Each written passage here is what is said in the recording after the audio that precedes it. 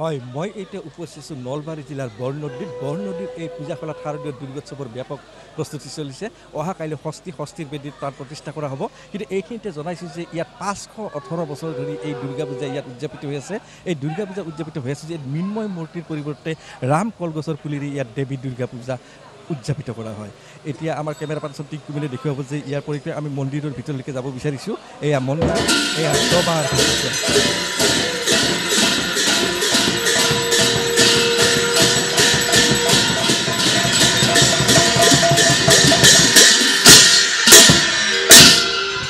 এয়া দৰবাৰ শব্দ এয়া আমি মূল মন্দিৰলৈকে যাব বিচাৰিছোঁ য'ত দেৱী দুৰ্গাৰ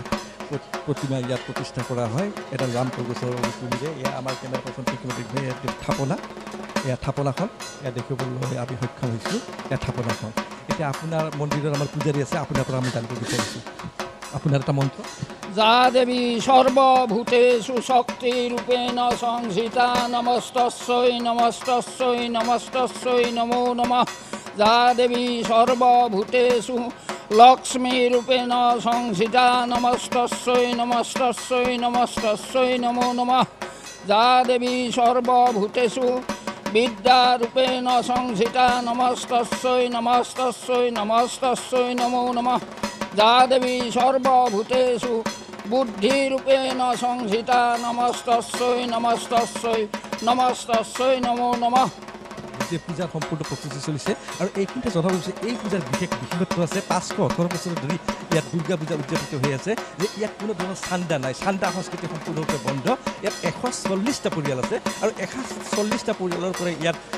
বৰঙণি তোলা হয় ইয়াত কোনো ধৰণৰ ঋষি বহি নাই এই এটা অন্যতম বৈশিষ্ট্য আৰু ইয়াতে জনা গৈছে যে ইয়াত দুৰ্গা পূজাত যিমান ভক্তৰ আগমন ঘটে প্ৰত্যেকগৰাকী ভক্তকে একাপ চাহ জলপান ইয়াত আপ্যায়ন কৰা হয় আমাৰ ইয়াত এয়া দেখিবলৈ সক্ষম হৈছে যে আমাৰ ইয়াত যথেষ্ট সংখ্যক ভক্তপ্ৰাণ ৰাইজ আছে যে আমি আপোনাৰ পৰা প্ৰথমতে জানিব বিচাৰিছোঁ ইয়াত 518 বছৰ ধৰি শাৰদীয় দুৰ্গোৎসৱ উদযাপিত হৈ আছে যে ইয়াত চান্দা সংস্কৃতি নাই সেই সম্পৰ্কে আপুনি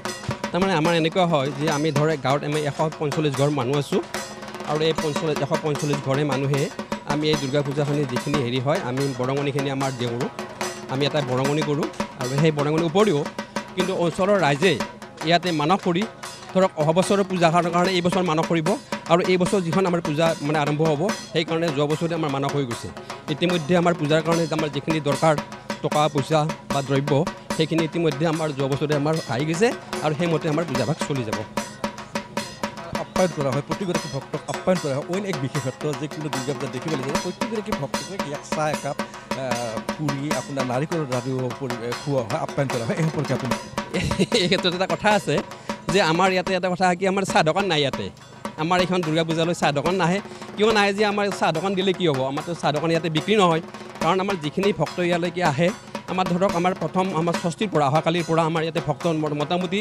ৰাতিপুৱাৰ পৰা ৰাতি 12টা এটালৈকে নাম তামচাই যাব প্ৰত্যেকজন ব্যক্তিকে যেতিয়াই যেতিয়া ইচ্ছা যায় যে একাপ চাহৰ ইচ্ছা গৈছে এখন তামোলৰ ইচ্ছা গৈছে আমি ইয়াৰ গাঁৱৰ ফালৰ পৰা আমি এইটো যোগান ধৰোঁ পদক্ষেপ গ্ৰহণ কৰিছে এই গাঁওখনত বৰনদীৰ পূজাখোলাৰ গাঁও 518 বছৰ ধৰি ইয়াত উদযাপিত হৈ আছে আমাৰ আন এগৰাকী স্থানীয় ব্যক্তি আছে আপোনাৰ পৰা জানিব বিচাৰে পূজাৰ সম্পৰ্কে মই নিজ লগৰ ধন্যবাদ জনাইছোঁ আৰু মা ভগৱতীৰ প্ৰাৰ্থনা জনাইছোঁ যে নিজ লগৰ পৰিয়ালবৰ্গৰ লগতে বিশ্বৰ মানৱৰ মাজত মা ভগৱতীয়ে সকলোকে এটা সমৃদ্ধি দ্বাৰা সকলোৱে শান্তি হয় আমাৰ এই দুৰ্গা পূজাখন বৰ্তমান মানে 518 বছৰ হৈছে ইয়াত প্ৰথমতে মই সকলোকে আহ্বান জনাইছোঁ যিয়ে ইয়াত অহা নাই এতিয়ালৈকে এবাৰ আহি এইখন দুৰ্গা পূজা চাই যাওক কেনেকুৱা আধ্যাত্মিকতা আছে আমাৰ বিশেষকৈ আমাৰ দুৰ্গা পূজাৰ সাংস্কৃতিক দিশটো ইয়াত অন্যতম আমাৰ পূজাখোলাবাসী ৰাইজৰ ইয়াত আমাৰ নাগাৰ নাম আছে আয়তীৰ নাম আছে প্লাছ আগতে ইয়াত আমাৰ নাটক হৈছে আগত যিখিনি আমাৰ মানুহ আছে সেইখিনি আকৌ লগ লাগি পেলাই আগতে নাটক কৰিছিল আৰু সাংস্কৃতিক দিশতো আমাৰ মানে পূজাখোলাবাসী ৰাইজৰ বিভিন্ন ধৰণৰ আগবাঢ়ি যাই আছে আমি আশা ৰাখিছোঁ যিসকল ভক্ত আজি ইয়াত পীঠত অহা নাই তেখেতসকল আহিবলৈ আমি আহ্বান জনাইছোঁ আমি আয়তীসকলক দেখিবলৈ পাইছোঁ যে আমাৰ আয়তীসকলক দেখিবলৈ পাইছোঁ যে আয়তীসকলে এটা দুৰ্গা বন্দনা পৰিৱেশন কৰিব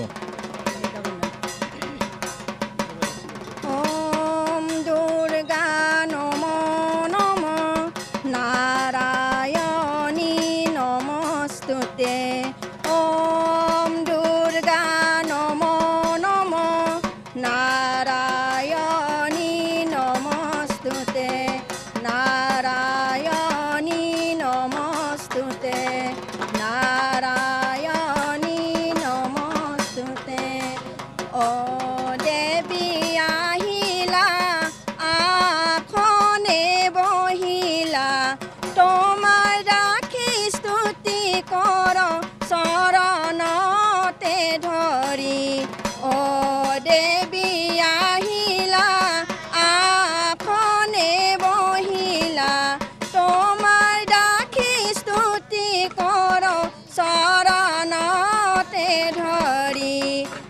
মন্ত্ৰণয়ধিবাস বিলবতে বধন সন্ধ্যা সময়ত দুৰ্গা বন্দনাৰে মুখৰিত হৈ আছে। আমাৰ ইয়াত যথেষ্ট সংখ্যক ভক্তৰ লগতে ইয়াত স্থানীয় লোকসকল আছে। আমি তেওঁলোকৰ পৰা আমি জানিব পুনৰ বিচাৰিছোঁ। ভগৱান দেখা এগৰাকী সমাজকৰ্মী এই দুৰ্গা পূজাৰ লগত আপুনি জড়িত হৈ আছে। সামগ্ৰিকভাৱে এই দুৰ্গা পূজাৰ কিছু বিশেষত্ব আছে। এই দুৰ্গা পূজাৰ বিশেষত্ব এই দুৰ্গা পূজা সম্পৰ্কে আপুনি কি প্ৰতি বছৰে 518 বছৰ ধৰি আজি উদযাপিত হৈ আছে। ইয়াৰ ভৱিষ্যতে আৰু ইয়াৰ পৰিসৰ বৃদ্ধি কৰাৰ কাৰণে আপোনালোকে কেনেকৈ গাঁওবাসী ব্যৱস্থা কৰিব? জয় জয়তে মই মা দেৱীৰ ওচৰত প্ৰাৰ্থনা জনাইছোঁ। যা দেৱী সৰ্বভূতেষু শক্তিৰূপেণ সংস্থিতা নমস্তস্যৈ নমস্তস্যৈ নমো নমঃ। যা দেৱী সৰ্বভূতেষু মাতৃৰূপেণ সংস্থিতা নমস্তস্যৈ নমস্তস্যৈ নমো নমঃ। জয় জয়তে মই বিশ্বৰ মংগলৰ কাৰণে এই মা দেৱীৰ ভক্তসকলৰ মংগলৰ কাৰণে মা দেৱীৰ ওচৰত প্ৰাৰ্থনা জনাইছোঁ। মই এতিয়া ইয়াৰ যদি অতীতৰ কথাখিনি সাঙুৰি ল'ব লগা হয় তেনেহ'লে চমুকৈ কৈছোঁ বহু কথা যদিও যে আজিৰ পৰা 518 বছৰ পূৰ্বে এই দুৰ্গা দেৱীৰ পূজাৰ শুভাৰম্ভ কৰিছিল। আমাৰ এই বৰ্ণাঢ্য অঞ্চলত আহোম ৰজাৰ দ্বাৰা স্থাপিত এগৰাকী ৰজাৰ দ্বাৰা স্থাপিত হৈছিল। আমি এই কিছু দেখিব বিচাৰিছোঁ ইয়াত চান্দা সংস্কৃতি যে এই গাঁও অঞ্চলত 140টা পৰিয়ালৰ পৰা এনেদৰে তেওঁলোকে লয়। কোনো ধৰণৰ ৰিচিভ বহীৰ ব্যৱস্থা নাই। ইয়াত ৰিচিভ বহীৰ ব্যৱস্থা নাই। আপোনালোকৰ গাঁৱৰ পৰা লৈছে এই আমাৰ কেমেৰাৰ সন্মুখতে কণপটীয়াকৈ দেখিবলৈ পাইছে। এই অঞ্চলৰ গাঁৱত 140টা পৰিয়াল আছে আৰু 140টা পৰিয়ালৰ পৰা তেওঁলোকে দান বৰঙণি তোলে। আপুনি কি কয়? আমাৰ এই পূজাখন বহু তাৰমানে জানিব পৰা মতে আজি 500 মোটামুটি 18 বৰঙণিখিনি আমি জানিব বিচাৰিছোঁ। দান বৰঙণিখিনি আপোনালোকে গাঁও অঞ্চলৰ পৰা আমাৰ ইয়াত কোনো চাদাৰ ব্যৱস্থা নাই বা বাহিৰত কোনো পইচা তোলাৰ কোনো ব্যৱস্থাই নাই। ইয়াত ৰাইজে আহি যোনে যি দিয়ে 10 টকা দিয়ে, কোনোবাই 500 দিয়ে, কোনোবাই 1 থালি দিয়ে, ভোগ দিয়ে। আমাৰ তেনেকৈ পূজাখন চলি যায়। তাত বাদে আমি বেলেগ ব্যৱস্থা নাই। ইয়াৰ অন্যতম বিশেষত্ব এনেকৈ দেখিবলৈ পোৱা গৈছে যে গাঁও অঞ্চলৰ ইয়াত যিসকল লোকে বসবাস কৰে তেওঁলোকৰ পৰাহে ইয়াত চান্দা তোলা হয়। কিন্তু অন্যান্য কোনো ৰিচিভ বহীৰ ব্যৱস্থা নাই বা কোনো গাঁও অঞ্চলৰ বাহিৰৰ পৰা তেওঁলোকে কোনো ধৰণৰ চান্দা সংগ্ৰহ নকৰে। এয়া আমাৰ কিছু পৰিৱেশ আমাৰ দেখিবলৈ চেষ্টা কৰিছে আমাৰ কেমেৰা পাৰ্চনে টিংকুমণিয়ে। এয়া কিছু পৰিৱেশ।